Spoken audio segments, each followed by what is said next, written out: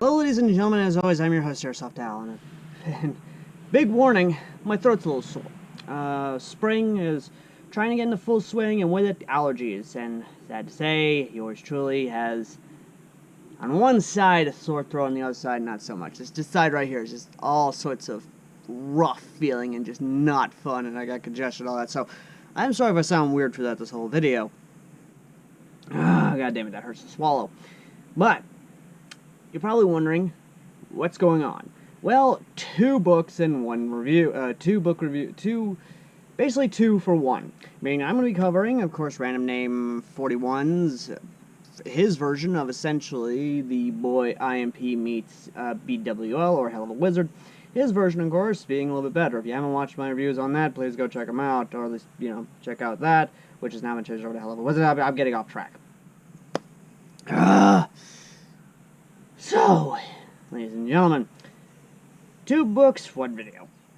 What happened so far? What has happened so far is that the Chamber of Secrets opened, and of course, Harry, being the son of the Archduke Garisha, and of course the dad of course, Blitzo being his daddy, a lot of stuff kind of happens in this story, but the big one, which, there are some places where it does feel kind of rushed, some places where it doesn't feel all that accurate, but the big thing about it is that, unlike most, we do see at least a bit of a more change in the way they look. Now, the cool part is that there's a bit of a romance between an imp and Harry, which I do kind of like, but at the same time feels kind of forced-ish.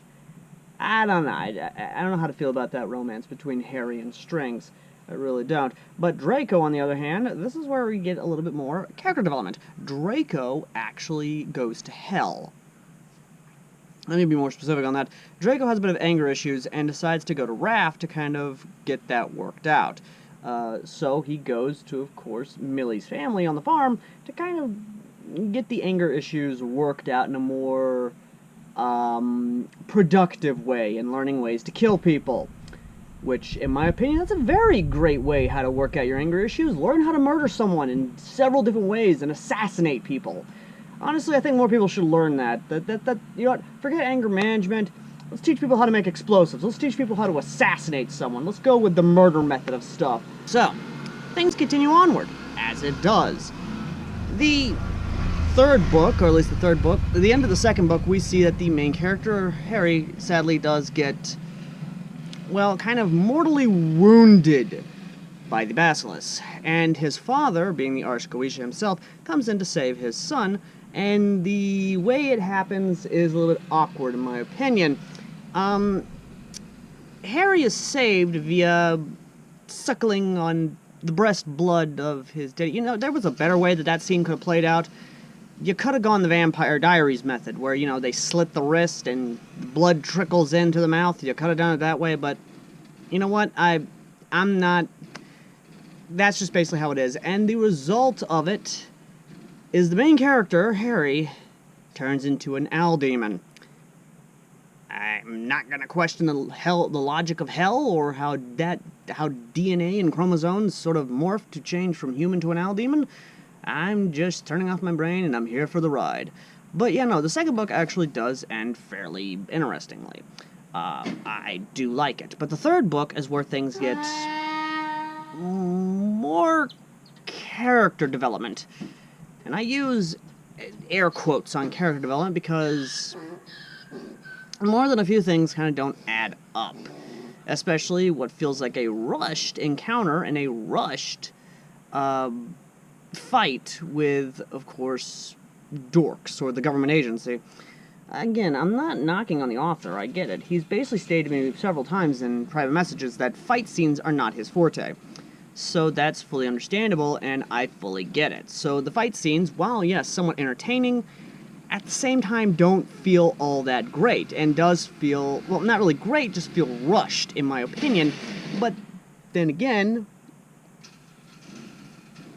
that is sort of kind of matching the feel of the actual show, which has the fluid animations, the fast-paced action, the absolute carnage and gore. I fully get that. That is exactly what Hell of a Boss is. And honestly, I don't fault the author for trying to match that pace and process. I fully get it. But at the same time, again, I don't really know. I'm just, I don't know. But the big thing, I think, that is kind of a letdown, question mark? I don't know. I don't know how to feel about this one. Is him incorporating Hellsing Ultimate Abridged into it. Yes, including, of course, the Jackal, including, of course, Anderson's bayonets. Several elements of the show are incorporated into the story, and I just don't feel it. I get it. The author wants to try and be witty, wants to try and be creative, but I don't feel that works for the story. If you're going to incorporate a show that everyone finds funny into a story, incorporate it right. If not, then it falls flat on its face, like it did here. Do I say I hate the story because of this? No, I do find it entertaining, but I find it jarring. I don't know. For you in the audience, you can sound off in the comments, but for me personally, I just think it doesn't blend well. Don't get me wrong, vampires and guns, a cool concept and a cool thing. I'm all for the whole blood since I'm a gorehound type fan, but when you try and incorporate comedy into it, horror and comedy have always been the polar opposites of each other. Ash vs. Evil Dead, and of course, Night of the Living, but basically the whole Evil Dead franchise has done this well. This story, I don't think so. But, again, that's just my personal opinion. To the author himself, I say, you did okay, but you could do better. Again, I'm not knocking you, I just think you could do better.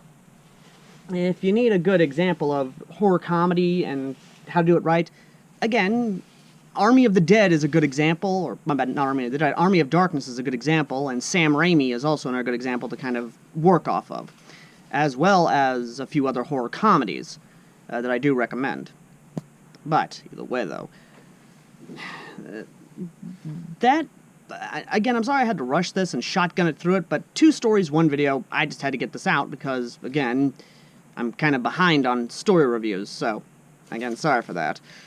Either way, though, those 2 will be linked in the pinned comment down below, as well as a Discord that I'm in along with many other authors. So if you want to come chat with me and the authors themselves, give your opinion, your 2 cents, what have you, or support them directly, their links to their Patreons, Discord, what have you, will be in the link down below as well. But, as always, ladies and gentlemen, I've been AirsoftAL, and this has been a somewhat rapid-fire media review.